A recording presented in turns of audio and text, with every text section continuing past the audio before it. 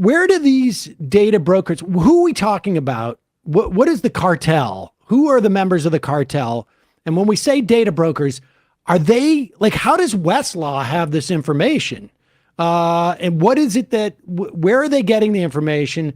And then they're selling it to the government, which, and I'm sure we'll get into this, is also a way that the government can get around laws that prohibit the government from doing this type of spying. But now they just say, like, okay, we're just going to buy it. Walk us through that. In fact, I think you describe it as a circulatory system. I think it is. And walk us through that system. Yeah. This is what I've spent the last 5 years trying to it's like I've been making an anatomy diagram of where this data goes and where it comes from. So like you said, when we think about data collectors, data companies, we think about, the quote unquote big five: Google, Amazon, Apple, Microsoft, and like Meta, Facebook, what have you. And sometimes we think about, sometimes we talk about Oracle, and these other companies that kind of do data analytics work. It's kind of what they do is actually hard to figure out and parse. But we don't usually think of information companies and information vendors as part of this group. So what I wanted to do was bring these companies kind of to the party, where we're also scrutinizing them and thinking critically about what they do. And the companies that I really homed in on were LexisNexis and Thomson Reuters. And that in part is because they're the parent companies for Lexis and Westlaw, that's where I live, right? That's my world. But they're also uniquely large companies, and they weren't always this way. So what happened was, back in, the 70s, 80s, 90s, information started to kind of transition from being in paper, stacks of books on a shelf. Like when you look at like an old law procedural, you see like the mahogany shelf with all the case books behind it. But companies were starting to figure out how to digitize these and, sell them on discs or sell them in special terminals that you would go and sit at, kind of like in the olden days when we would go to use the phone and the phone would be on the wall and, we'd use with a little curly cord. It was like that also for information platforms. So they figured out how to digitize information. And then the internet came around and we figured out how to connect to information sources from anywhere, to share information, and to build big information platforms, kind of like Facebook, Twitter, news platforms, CNN Online, what have you. And that revolutionized not just how we get information, but it also changed publishing a lot.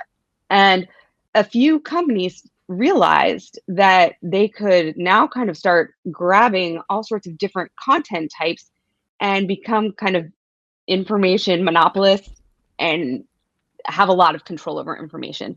And LexisNexis and Thomson Reuters were really well positioned to do that. So Westlaw, Lexis, and then there are other companies like Elsevier, which is the biggest academic journal and academic information publisher in the world.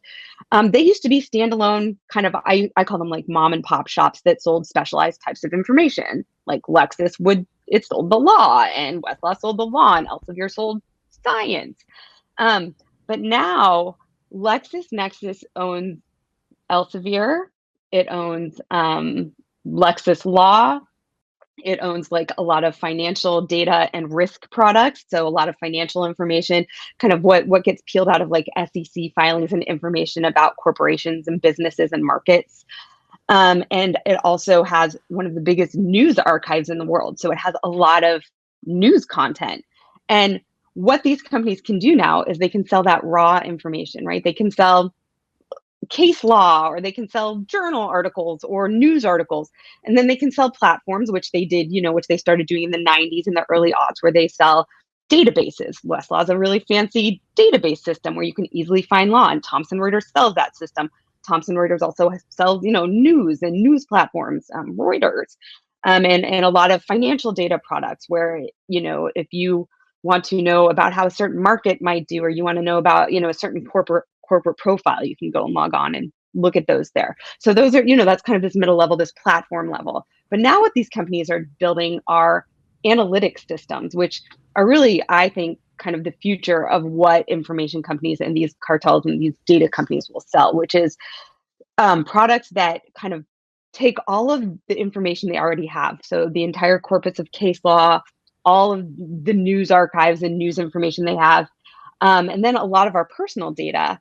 And they run all of that information through various data analytics systems that build predictions about what we might do in the future, and prescriptions that tell businesses what to do or tell law enforcement who to track.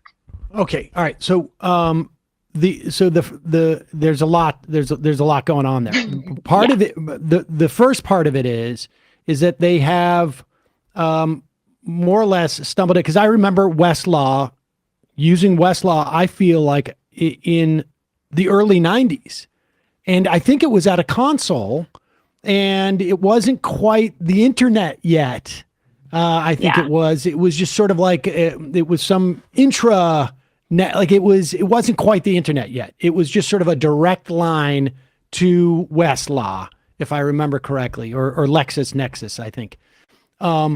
So they have this information, which really what they have a monopoly on, and now maybe the existence of it as well, but they have a monopoly on the delivery system of this information.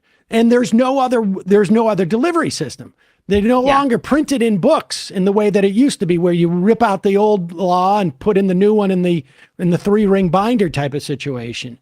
And so they have a monopoly control over access of an increasingly larger amount of information, particularly academic and legal and institutional and science and this and that. Where are they getting? And I want to get to the analysis part in a second, because that's, really, that's where things start getting really, really scary. Although I think there's an argument that their monopoly control is also scary. I mean, but where do they get the personal data? Where does that come from? Yeah, I think actually I agree with you. I think that this is the creepiest part of the story. This is where I kind of always feel like I'm switching from being like a librarian to like putting on a tinfoil hat and being like, okay, this is what's really going on. Because it sounds, I mean, it took me a long time to kind of not sell this idea, but like make it normalize this idea, because it sounds nuts what I'm about to tell you. So in the 1990s, a man named Hank Asher, who an amazing reporter is writing a whole separate book about, because he is a fascinating personality, but he is called the grandfather of data fusion. He figured out that he could buy personal data and personal information about us from driver's license bureaus and states, and from, he could get like house titles and license rolls and voter rolls. And somebody called it underappreciated real estate. He realized that it was pretty cheap to buy a lot of information, public records about people from various government agencies. He could, for like $300, he could get voter rolls or lists of, who's a registered driver's license and what their phone numbers are, from just government systems. So he started collecting data that he figured out he could buy. And then he figured out how to like loop together various computers, like hard drives, and to connect these different databases or these different data roles together and kind of mix and match them to develop the first data fusion and analytics system that really deal with personal data. And he homed in. Well, a lot of times when people say that they want to use data analytics in a law enforcement context, they say they want to do it to prevent child trafficking. And that is because nobody is going to argue with like trying to protect the children. Right. Exactly. That seems very wholesome and like obvious. Yes, we want to definitely find child traffickers and stop them from doing what they're doing. So his first focus was child trafficking, but then he realized that he could also sell these systems to law enforcement agencies who were looking for people but only had, part of somebody's name or the last 4 digits of a social security number. He had a way to kind of fill in the blanks of people's data histories and data profiles. So he started selling these systems to law enforcement. And then 9/11 happened.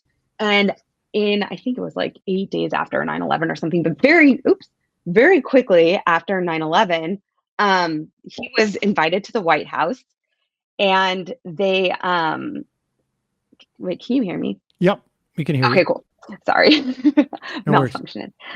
But they asked him to build a data program that could help them find potential quote unquote terrorists, because that was, right in the wake of 9/11, weeks after. And I think he sold them a system for millions of dollars. I want to say 8 million, but I think that's the number. Some high value, right? And within a couple of years, LexisNexis bought Hank Asher's product, which was called ChoicePoint. And when LexisNexis bought this, Point. yeah, when I remember LexisNexis that. exactly, right? It was a big deal. It was a big Yep. system, one of the first data fusion systems. So suddenly it's LexisNexis ChoicePoint, and the FTC intervened and said, "Hey, if LexisNexis buys ChoicePoint, it will be a monopoly in public record systems for government use." So if the FTC, or maybe it was the DOJ, one of these antitrust enforcers forced forced LexisNexis to divest some of ChoicePoint to somebody else. And that somebody else was Thomson Reuters.